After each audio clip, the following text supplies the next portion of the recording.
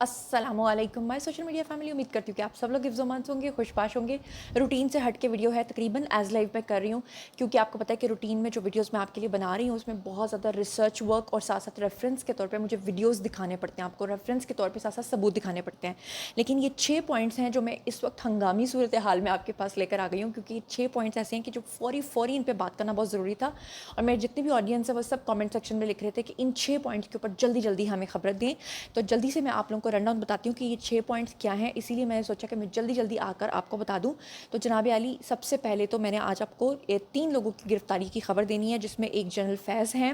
और दूसरे आदिल बाजा हैं और तीसरे ट्रंप हैं। और ट्रंप के बारे में आपने सुना होगा, लेकिन कुछ तफसीलात हैं जो मैंने आपको असल में बतानी है। और इसके अलावा मैंने आपको जो चौथे नंबर पर खबर देनी है वो राना सनाउल्लाह के हवाले से है कि उनके घर पर जो हमला हुआ और उसमें से जो 44 अफराद पकड़े गए हैं उनकी क्या तफसीलात हैं।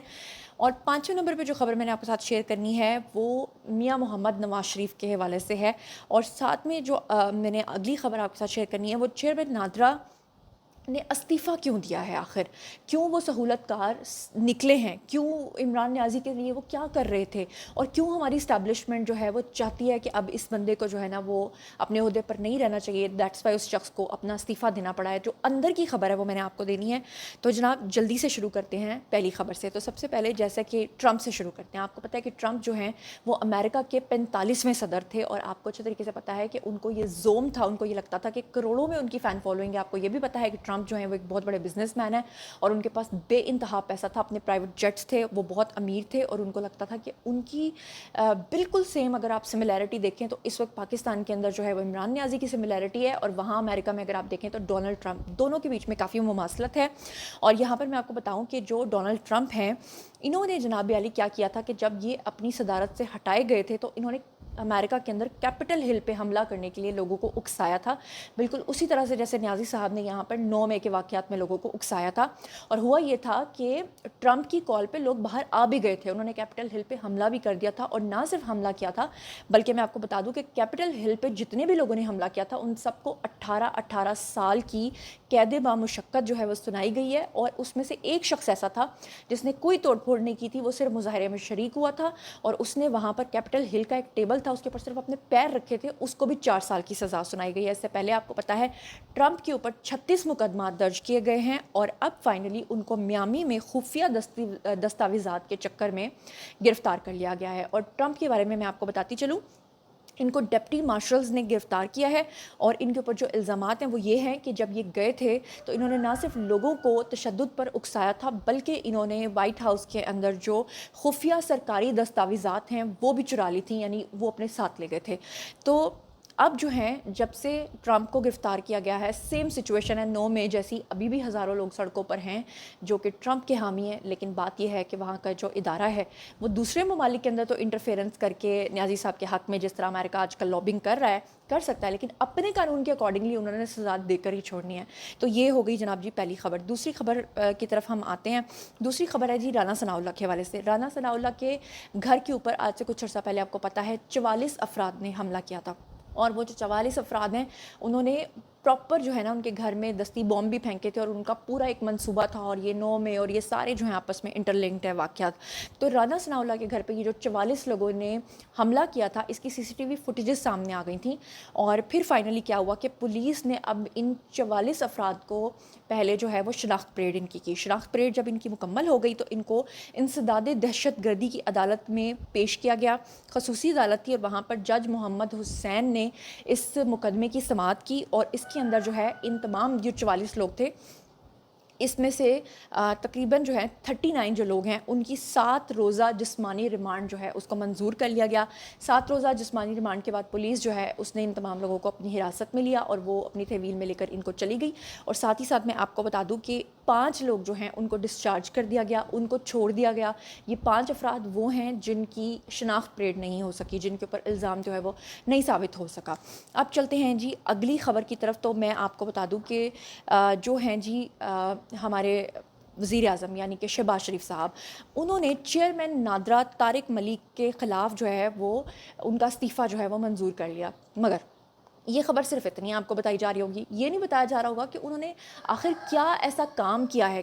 کس جرم کی پاداش میں ان کو یہ سب کچھ کرنا پڑا ہے۔ یہاں پر میں آپ کو بتا دوں کہ جو وزیر اعظم ہیں انہوں نے فوری طور پہ ان کو بلایا اور جو ہیں طارق ملک ان کو کہا کہ استعفیٰ دیں، استعفیٰ بھی انہوں نے دیا، اور نہ صرف استعفیٰ دیا بلکہ ان کے اوپر جو ایلیگیشنز ہیں وہ میں آپ کو بتا دیتی ہوں۔ ان کے خلاف آئرس سسٹم کے خریداری میں بدعنوانی کا الزام ہے۔ دوسرے نمبر پہ ان کے اوپر جو سنگین الزام ہے وہ یہ ہے کہ انہوں نے نیازی صاحب کے دور حکومت میں ووٹرز کا ڈیٹا سارا نکال کر لیک کیا۔ کس کو؟ نیازی صاحب کو، پی ٹی آئی کے بڑے حلقوں کو انہوں نے ڈیٹا سارا لیک کیا، کیونکہ وہ خود بھی ایک یوتھیا تھے مبینہ طور پہ۔ تیسرے نمبر پہ ان کے اوپر جو ایلیگیشن ہے وہ یہ ہے کہ انہوں نے سابق آرمی چیف یعنی کہ باجوہ صاحب کا، آپ کو یاد ہوگا، سارا ڈیٹا نکلا تھا، ان کا سارا ڈیٹا جو ہے وہ ڈفرینٹ ویب سائٹس نے چھاپا تھا، جس میں ان کی جو جائیداد کے تمام تفصیلات ہیں وہ سب لیک ہو گئی تھیں، اور اس میں ایف بی آر بھی انوالو تھا۔ اس میں ایف بی آر سے یعنی کہ وہ ڈیٹا نکلوا کر جو ملازمین ہیں انہوں نے لیک کیا تھا۔ تو بتایا جاتا ہے کہ اس میں یہ جو چیئرمین نادرا ہیں جن کا نام طارق ملک ہے وہ انوالو تھے، یعنی جنرل باجوہ کا ڈیٹا لیک کروانے میں بھی یہ انوالو تھے، ووٹرز کا ڈیٹا لیک کر کے پی ٹی آئی کے جتنے بھی بڑے رہنما تھے اور نیازی صاحب تھے ان کو دینے میں بھی وہ شامل تھے، اور آئرس سسٹم جو ہے اس کی خریداری کو خریدنے میں اور اس کی بدعنوانی کروانے میں بھی وہ شامل تھے۔ اور سب سے خطرناک جو ان کے اوپر ایلیگیشن ہے وہ یہ ہے کہ جب جنرل عاصم منیر نے ہمارا آرمی چیف بننا تھا اس وقت ان کا ڈیٹا چوری کروایا تھا۔ کس نے؟ نیازی صاحب نے، اور ڈیٹا چوری کروا کے انہوں نے ثابت کیا کرنے کی کوشش کی تھی، کیونکہ جو جنرل عاصم منیر ہیں وہ سید ہیں، اور سید ہونے کی وجہ سے، سید ہونے کی بنا پر، کیونکہ جو جنرل عاصم منیر ہیں وہ اہل سنت ہیں، لیکن انہوں نے یہ ثابت کرنے کی کوشش کی تھی نیازی صاحب نے کہ وہ اہل تشیع ہیں۔ اہل تشیع بھی مسلمان ہیں، سید بھی مسلمان ہیں، سب مسلمان ہیں، لیکن انہوں نے اس کے پیچھے جو اصل میں خفیہ سازش تھی وہ یہ تھی کہ سعودی عرب کو ڈیٹا دینا تھا۔ سعودی عرب کو انہوں نے یہ کہہ کر بھڑکانا تھا، کیونکہ آپ کو پتہ ہے کہ سعودی عرب اور ایران کی آپس میں نہیں بنتی ہے، صرف مسلکی ان کے جو تضادات ہیں اس کی بنیاد پہ انہوں نے یہ کہا تھا سعودی عرب کو کہ جو جنرل عاصم منیر ہیں وہ بیسیکلی اہل تشیع ہیں، اس لیے ان کو پاکستان کے اندر جو ہے وہ آرمی چیف بننے سے روکا جائے۔ لیکن اس کے بعد جب آرمی چیف کو بلایا گیا تھا سعودی عرب میں اور جب ان سے بات چیت کی تو ان کے سارے ابہام جو ہیں وہ دور ہو گئے تھے، جب ان کو یہ پتہ چلا کہ یہ تو اہل تشیع ہے ہی نہیں۔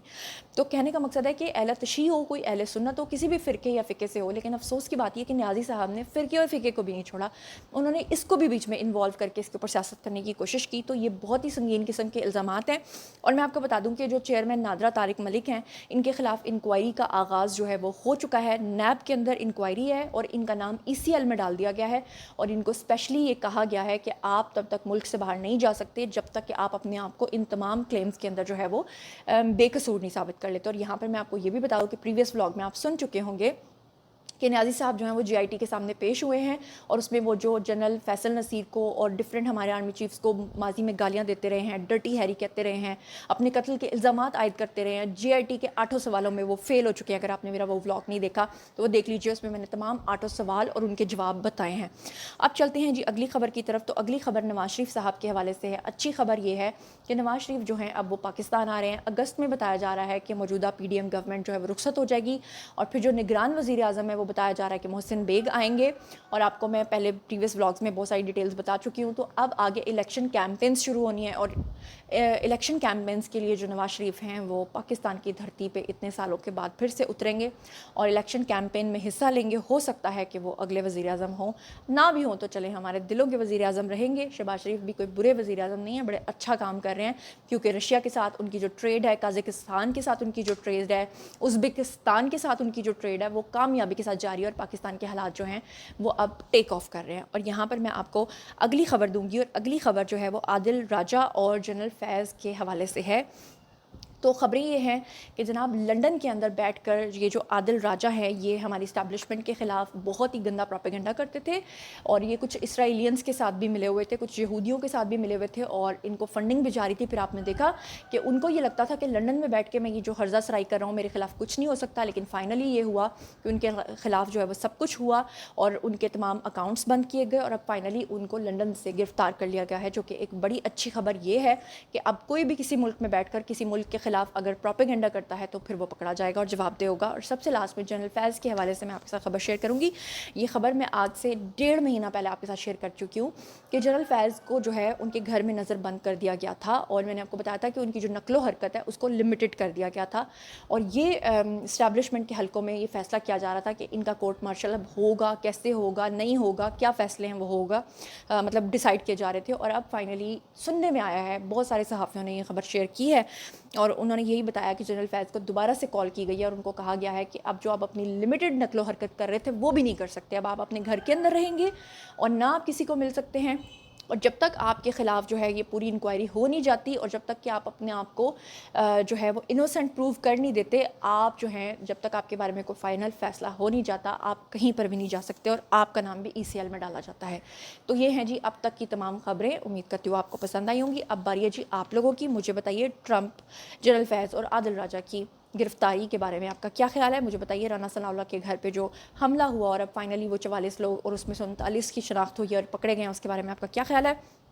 چیئرمین نادرا کو جو پکڑا گیا ہے اور ان کو جو ان سے استعفیٰ لے لیا گیا ہے اور نیب میں ان کے خلاف جو 4 ان کے ایلیگیشنز ہیں جو بہت ہی اسٹرانگ قسم کے ہیں, اس کے بارے میں آپ کا کیا خیال ہے. اور نواز شریف صاحب جو ہیں وہ وطن واپس آ رہے ہیں, اس کے بارے میں آپ کا کیا خیال ہے. جو کچھ بھی آپ لوگ سوچتے سمجھتے ہیں آئیے کمنٹ سیکشن میں شیئر کیجیے, پرسنلی جواب دوں گی. مزید خبریں, ولاگز, انٹرویوز اور سیاسی تجزیے جاننے کے لیے ویسا کنیکٹ رہنا ہرگز مت بھولیے گا. چینل کو سبسکرائب کر لیجیے گا. اپنا بہت خیال رکھیے گا. اللہ نگہبان.